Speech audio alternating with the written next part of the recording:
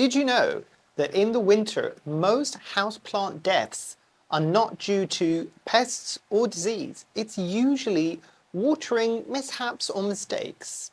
Curious? Let's dive into it.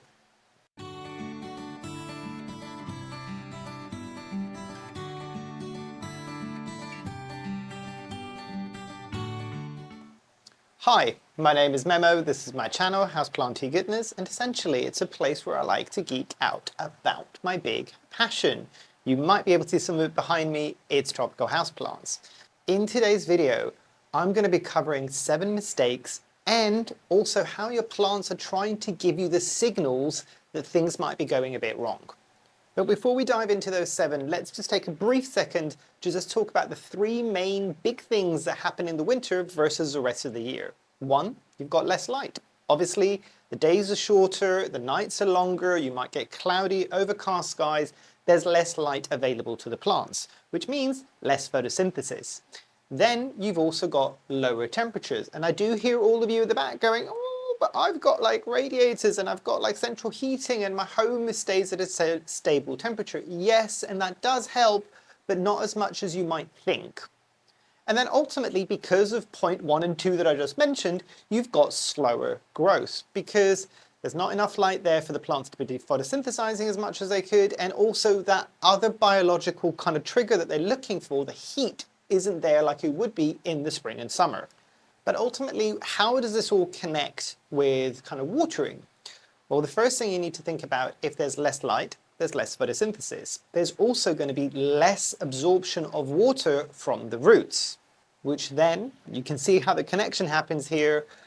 Water does not get used as much as or as quickly as it would have done previously in the warmer, sunnier months, which means that the soil will stay wetter for longer.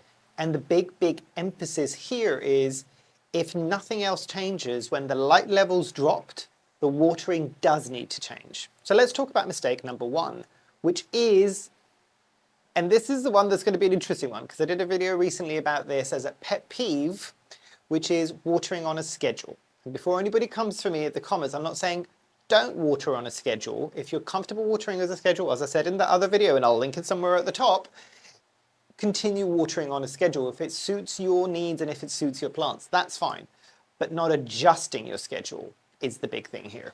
And what that means in very simple, basic terms is, and I'll use an example of somebody who made, actually quite a few somebodies that made these comments in that video, was a lot of people were saying, I water on a schedule, I water once a week, once every 5 days, because that's what fits my lifestyle, and the plants need to be able to deal with that, and that's fine, that's completely kind of understandable, because it's not everybody wants to be hovering over their plants and everybody has the time to do that.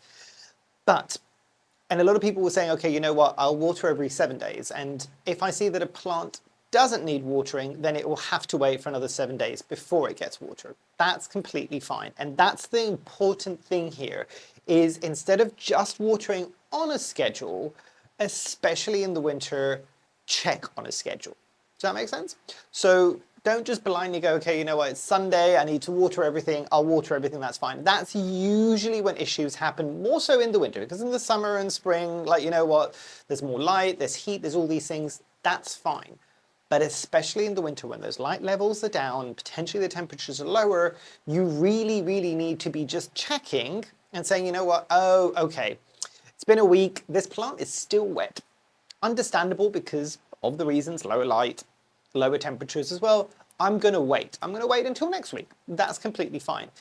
And before anybody says this, the people who've been growing for a while, they'll be like, oh, but you might get dry rot and all of these things, which for the newbies, it generally means that if something stayed dry for too long and possibly the roots start drying out a bit too much, if you then water it, it might then create rot. That's why dry rot, it was dry and then it was wet.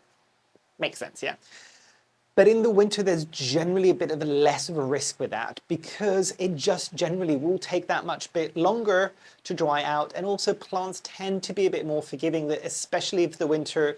If a plant in the summer might not like being dry for 3 or 4 days in a row after it's fully been dry, in the winter it won't be quite as fussy because it's not actively growing as much as it would be during that growing season. And this is going to be something that you kind of need to get used to checking. So I'm going to give you options here. I know there's pros and cons for all of these, so either use something like a water meter, and there's a whole bunch of videos on how to use these properly. You need to check at different points of the soil. If that's the top of my soil, I'm going to need to test here, test here, test here, make sure that it goes low enough, all of these things. Or you can, if you don't want to buy a new material, just stick your finger in the soil, see how wet it is. Pot size will be important here. If it's too big of a pot and your finger will only go that far down, you're not seeing what's happening towards the middle or bottom of the pot. That's a different story. In that situation, and you don't want to get one of these, try something like a wooden chopstick. Shove it down, see how wet it is and how wet it goes all the way down. You're just going to need ways to visually and kind of tactilely be able to see if your plant is drying out enough. This is the big one. You don't want it to be sapping wet, especially if you're doing a scheduled water and then just going, oh, it's still wet, it's fine, it's the day that it needs to get water, just water it. That's the thing you need to be careful of. The next big thing, and it's kind of linked a bit to the scheduling thing, is watering your plants to the same level that you would be watering them in the spring and summer. It's not the same. Why would you expect that the plants would be the same? Again, I know everybody likes my really bad examples and bringing it into kind of human terms. If you are running a marathon, for instance, that's a summer for the plants. If you're running a marathon and you're exerting yourself a lot because all the things that you're doing, you're probably going to get home and you're going to be famished. You're going to want a big meal because you need to recuperate after all of that energy that you've just spent during that marathon. However, if it's winter, and I'm filming this in betwixt the season now, where most of us are just overeating and lying down on the couch and not doing too much, this is not the time where you realistically want to be overeating. You might desire it, but it's probably not going to be good for your health, if that makes sense, especially for a prolonged period of time. Similar thing, too much of a good thing, which in the winter would be too much water, is a bad thing. So, example here would be, if a plant that I have, and let me give you an example, say this Hoya retusa, yeah? If this plant, I know in the summer it needs to be watered every 3 to 4 days, in my situation, my environment, with care that I'm giving it, in the winter, and especially if nothing else changes from the summer and the light levels go down and the temperature changes but nothing else changes, everything else is consistent, I know that this might need watering, or it probably won't need watering every 4 days, but it might need it every 7 days, every 10 days. That's the adjustment, because this plant is not utilizing that water anywhere near as fast as it would have been doing during its active growth season, because it's not actively growing. Essentially, same pot, same plant, more or less similar conditions, but because the light level and the temperature is going to be different, completely different needs. Now, mistake number 3, and this is one that I'm going to grab my handy dandy, very crusty looking watering can, and it's to do with water temperature. Especially at this time of the year, you need to be careful, because the water that a lot of us might be taking out of a tap, for example, is going to be a lot colder than it would be in the summer. Make sense? Your pipes, everything is a lot warmer in the spring and summer. In the winter, sometimes, especially I live in the UK, the water that comes out of the tap in the winter is almost at fridge level. So it's really cold. Remember, these plants are tropical plants. They are not used to getting that type of temperature. Just imagine for a second, you're in a tropical rainforest, and that's where you're growing and living the whole of your life, basically. Yes, you might get a lot of rain throughout different times of the year, but that rain's temperature is not going to be anywhere near 1 to 4 degrees, for instance. If it's coming out of the tap and it's really freezing cold in some of the cooler parts of the world, it's not going to ever be anywhere near that cold.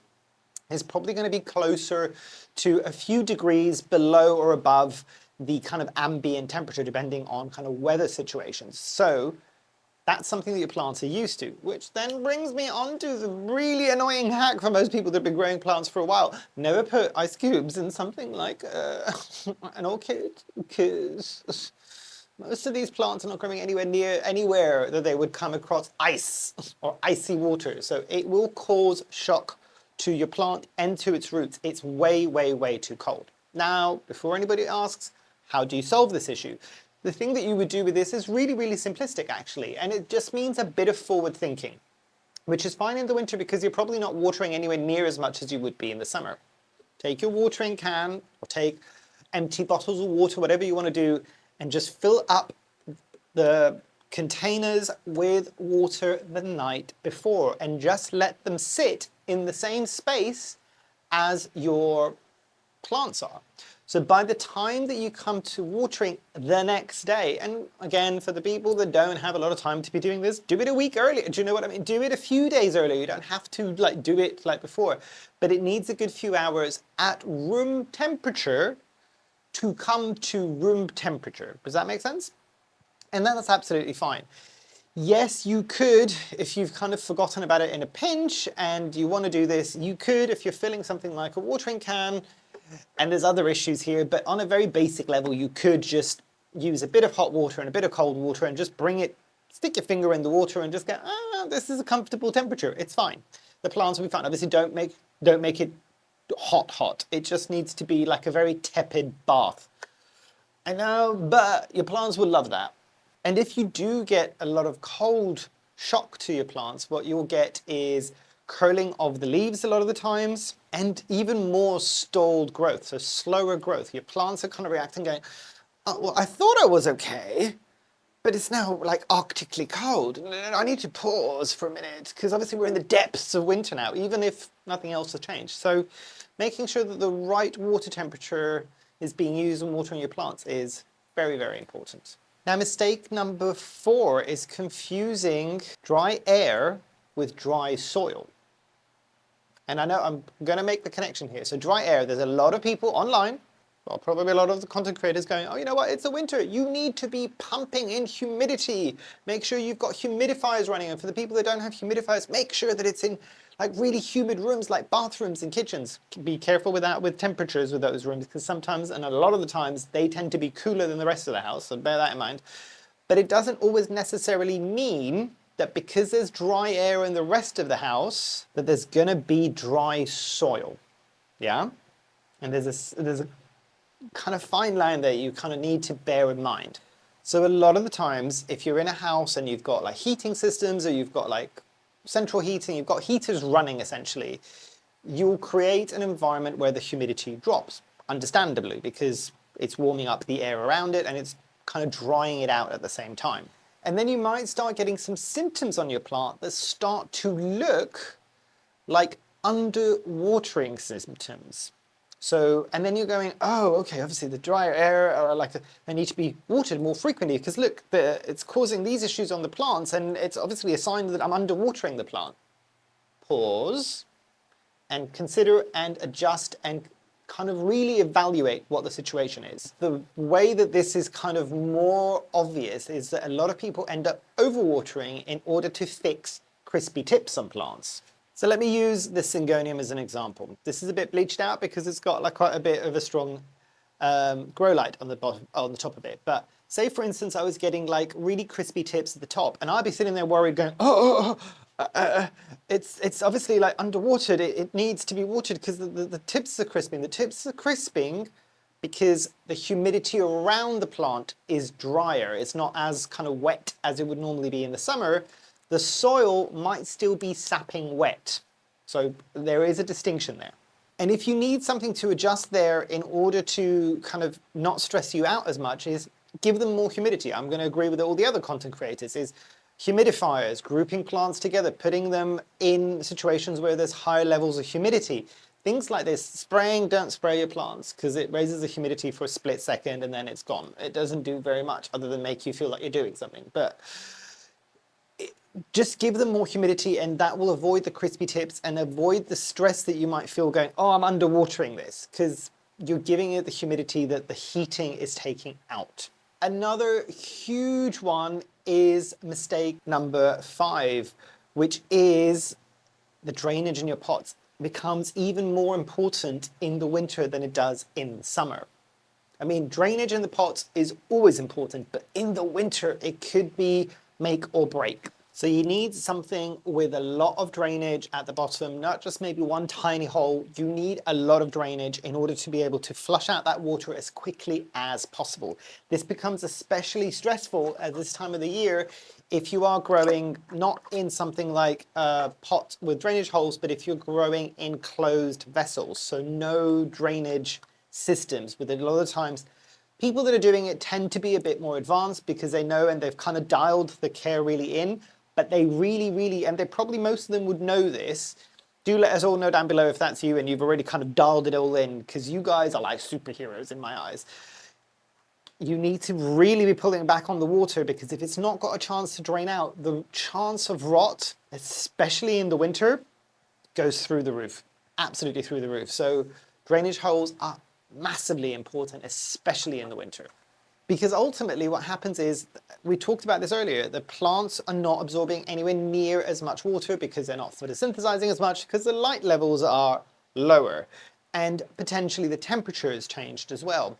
And if you've got something like a closed vessel or something like a pot in a cache pot, you really, like, you could probably, even if you've got drainage and you've got a decorative pot and you've got your other pot within the decorative pot, in the summer, if a tiny bit drips at the very bottom and it doesn't drain out fully, there's still a very significant chance of rot, but not anywhere near as bad as it would be in the winter, because depending on how sunny and hot it might be, that might get used up faster than the damage can occur. Not always, I am not advocating for that. If you can, you always need to remember to empty the water out of all of your cache pots, the decorative pots, rather than letting it sit there. But it's 100 times riskier in the winter, because not only is the soil in this pot for this plant staying wetter for longer, it's also got even more moisture there, and it's just gonna be all the right conditions, tick, tick, tick, tick, tick, to get really quick root rot and then really fast demise of a plant.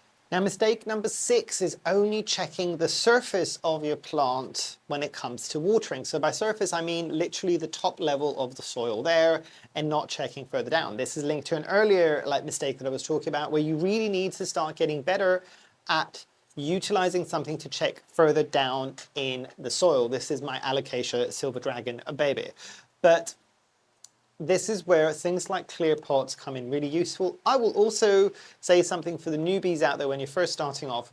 You're seeing a lot of us content creators out there, or people with big collections who have been doing this for years, and everybody's got the clear pots, and you're stressing and you're just like, I need to repot everything into a clear pot, and then you end up spending money on loads of clear pots and doing a massive repot. Breathe. You don't need to do everything in one go. And I think all of the rest of us who have been doing this for a while have forgotten that these things, like us having a lot of our plants in clear pots, did not happen overnight. It happened gradually as we were repotting. Like, for instance, I don't buy regular plastic pots anymore. I only have like a fair share of like clear pots, and I use that all the time. But that has taken months and years to get to the point where most of my plants are like this. And the reason why I like the clear pots is because even if you don't want to be doing finger sticking or chopstick sticking or meter reader sticking into the soil, at least with a clear pot, you can visually see what is going on. You can see a lot of the times, this is a bad example because this has got some algae on the inside, so it's not as clear as it used to be, but I can usually see the top level might be fully dry, but the bottom is sapping wet. That's a really quick visual indicator that I need to not be doing that as well. So checking past the top of that soil level to the lower levels is key, especially in the winter. Some of the early warning signs that maybe you've been kind of doing this mistake is you might be getting mushy stems, you might be getting some fungus gnats that are happening, that are coming up, because a lot of the times people are like, oh, fungus gnats, it's only when the entire soil media is wet. But actually, if the very top level is dry but the rest of it is fully wet, especially if it's a very small bit at the top that's dry, they can still grow, and you're going to get loads of fungus gnats, and they're going to be flying up your nose and all of these things, and a lot of people get really annoyed with that. So check not just the surface, but lower down as well. And mistake number 7, and this is a doozy of one, is watering your plants that are dormant in the winter. And there is nuance to this. There is big nuance to this. But let me give you the extreme example. So say you've got a caladium that has gone fully dormant. And what a caladium will do in the winter months, it will drop all of its leaves and all of the petioles, and it will go down to a tuber. It looks like a bit of a bulb, like a plant bulb, and it will just sit there in the soil. At that level, because that plant is not going to do anything until the springtime, until it starts getting warmer, until the conditions start changing, you continuing to water that soil is a very fast way to rot out that entire plant's tuber and basically lose that entire thing. Now, there are other plants, it might be leafy plants, it might be certain philodendrons that do nothing. They don't have any active growth, they're just existing in the winter. They could be dormant or they could be partially dormant. What you don't want to be doing in those situations is stopping water altogether. You just really, really need to pull it back. I'll give you an example of this plant behind me. And you can see the crisping. I made the mistake of not catching and changing early enough when it came to the watering. This always happens around September because I don't catch it fast enough. So what you want to be doing is making sure that you check and see how dormant the plant is. This one is still growing, so it's still getting watered. In this plant's case, so this is the Philodendron esmeraldense, it gets watered now every 7 or 10 days, depending on how much light has been going on during that week. In the summer, to give you a context, when it's got loads of new leaves coming in and it's actively super growing, this plant gets watered every 3 days, every 4 days. So there is a difference, but there is a huge adjustment that's happening with plants that are semi-dormant or dormant. The other big one in terms of dormancy in plants is a lot of your cactuses. You should really be stopping the watering altogether in September, October time, and then not restarting until the kind of springtime, because you need to let those cactuses rest. This is also highly important for a lot of the cactuses, because if you allow them to still be getting decent levels of light, but maybe the temperature's a bit lower, so if you've got a room that's slightly cooler in the winter, pop them in there, not freezing cold obviously. But what will happen is by the time you come to start watering again in the spring and summer, a lot of cacti might bloom for you because you've kind of emulated to a certain point some of their seasonality and some of the change. So you might even get blooms, on some of your cactuses. But it's important with dormant plants specifically to really be pulling back or stopping altogether. You just need to adjust and do your research with this one. But let's talk about a few things that you could be doing. So quick checks that you could be doing. Check the leaves. Is there any yellowing on the leaves? Is there any crisping on the leaves? And really start to kind of connect the two of kind of observation and then action, rather than just action just for the sake of action, which we do a lot of the times in spring and summer because there's so many things that need to be done, but there's less of a chance that things will go wrong during that time of the year. There is a much bigger chance that things are going to go wrong in the winter. But how about a quick rescue plan if you have overwatered? First thing I'm going to say, stop watering. Stop watering until that entire media has dried out. Bump up the light levels. So if you don't have anything like grow lights, that's completely fine. That's not a problem at all. But move your plants maybe slightly closer to a light source. So if they're further back from a window, if the window is here, move it a bit closer. Enhance that light level that they're getting in order for those roots to start absorbing some of that water a bit faster. Check for things like airflow. In the summer, a lot of us might have kind of fans moving air around, windows are open, there's a lot more airflow. You can see a lot of my plants are moving potentially a bit in the background. I've always got airflow in this space. Come rain, shine, winter or summer, there is always airflow in here as well. And it does help a bit to make sure that the plants, even in the winter, are utilizing that moisture a bit faster. And then ultimately, if it's gone really, really bad and you're really, really worried, you do need to do a root check. And that just means taking, and be very careful with this, if it's sapping wet, try taking the plant out slowly with the whole root and all the roots and the soil mass together, and then visually see, you seeing something that looks like kind of rotting, brown, mushy roots? Does it smell bad? Like all of these things, because the last thing you want to be doing, especially in the winter months, is stressing your plant even more than it needs to be, especially if it doesn't have root rot. So just be very, very gentle with it and then check. Obviously, if you then got it, you need to then address the root rot, and I've done a whole video on root rot, and again, I'll link it at the top there. But yeah, you need to be, that's your severe, like critical moment, I need to check this. That's what you would do then. But in kind of some of my final thoughts, seasons change, and it's important that we change some of our behavior and some of our kind of adjust some of our mindset when this happens. So making sure that you're not watering on a schedule, and if you are, making sure that you're adjusting that schedule for the winter months.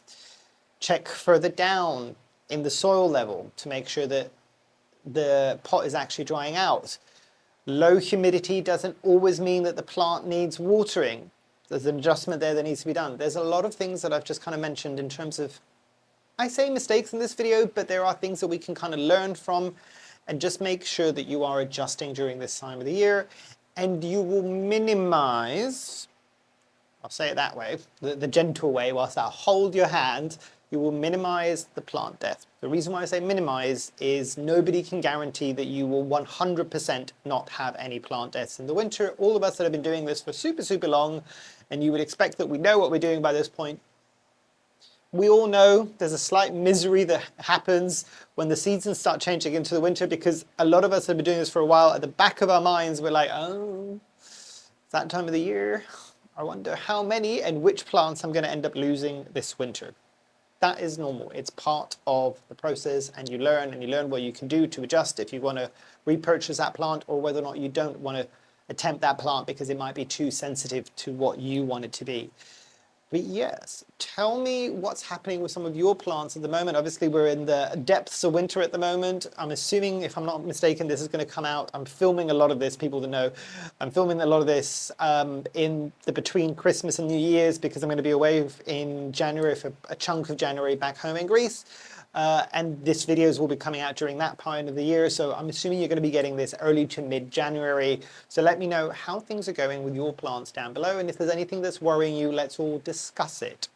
But yes, hopefully you've enjoyed. Hopefully I shall see you here soon, and I truly, truly hope that you have a great rest of your day. Thanks. Bye.